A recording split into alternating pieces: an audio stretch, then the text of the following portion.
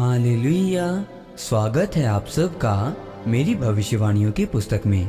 तो आइए हम आज के पवित्र वचन को पढ़ेंगे जो कि परमेश्वर के दास प्रेरित अंकुर यूसुफ नरूला जी के द्वारा लिखा गया है।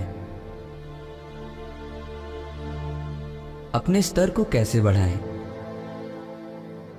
जैसा कि मत्ती की पुस्तक अध्याय 13 उसकी 43 आयत में लिखा है, उस समय धर्मी अपने पिता के राज्य में सूर्य के समान चमकेंगे।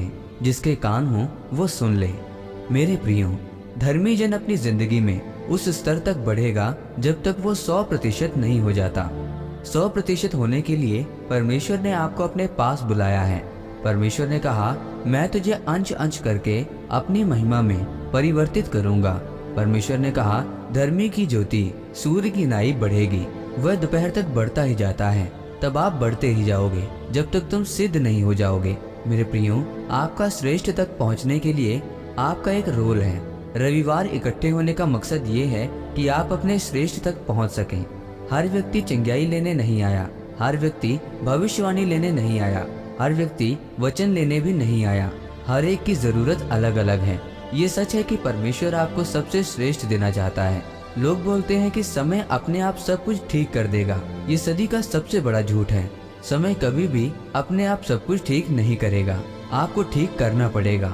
जब आप वचन के बीच में जाते हैं तो आप अपने आप को खोजते हैं और आप दिन प्रतिदिन उसकी उपस्थिति में बढ़ते चले जाते हैं। बाइबल कहती है कि जब सब चेले कमरे में इकट्ठे होकर रो रहे थे, तब प्रभु यीशु मसीह उनके बीच में प्रकट हो गए और बोले कि तुम्हें शांति मिले। उस समय थोमा वहां नहीं था। चेलों ने थोमा से कहा, प्रभु आए थे। थोमा ने कहा, मैं नहीं मानता जब तक मैं उसके हाथ के कीलों का छेद और पंजर में उंगली न डाल लूं, तो मैं कदापि विश्वास नहीं करूंगा। यीशु मसीह फिर से प्रकट हो गए और कहा, थोमा देख मेरे हाथों के छेद, अपनी उंगली डाल के देख, मैं सच में जी उठा हूं।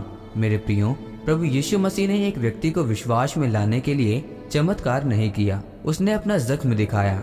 आपका जीवन प्रभावशाली तब होता है जब आप मसीह में जख्मी होते हैं।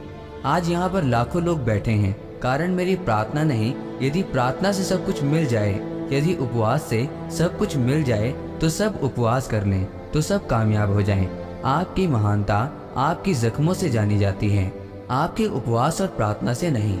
यीशु मसीह ने कहा, अगर मैं किसी चेलों को अपना करने के लिए कुछ दिखाऊंगा तो वो मेरे चमत्कार नहीं, वो मेरे जख्म होंगे। आज जो प्रभु का सच्चा दास है वो अपने प्रचार से नहीं वरन अपने दुखों से जाना जाता है। खुदा जब किसी को खड़ा करता है तो कोई उसकी आशीष को कम नहीं कर सकता, क्योंकि वो उन जख्मों से होकर निकलता है और जिन जख्मों से सिर्फ परमेश्वर की महिमा दिखती है। मेरे प्रियो, जिसे वो बेटा बना लेता है उसे वो कोड़े मारता है। जिसको कोड़े नहीं पड़े वो जायज संतान नहीं। अगर आप जायज संतान हैं, आपको कोड़े मारे जाएंगे, आप जांचे जाएंगे। जब आप जांच लिए जाएंगे, जैसे एक पुत्र के पास जैसी आशीष होनी चाहिए वैसे आपके पास भी होगी। आप अपने आप में अलग होंगे, शक्तिशाली होंगे। पवित्र आत्मा ने यीशु मसीह के सब शरीर को चंगा कर दिया, पर हाथ पैर और पंजर के जख्मों को चंगा नहीं किया, ताकि लोग जख्मों को देखकर जान जाएं कि ये जख्म नहीं, महिमा है। आमीन। आइए इस प्रार्थना को आप मेरे साथ एक मन होकर करें। सर्वशक्तिमान परमेश्वर, इस वचन के लिए मैं आपका धन्यवाद करता हूँ। परमेश्वर, मैं प्रार्थना करता हूँ कि आप मुझे अनुग्रह दें ताकि मैं अपनी संगति अच्छे लोगों के साथ कर सकूं और वो पाऊं जो आपने मेरे लिए रखा है, प्रभु यीशु मसीह के नाम में। आमीन। परमेश्वर आप सबको आज के वचन के ऊपर मनन करने के द्वारा आशीषित करें। आमीन।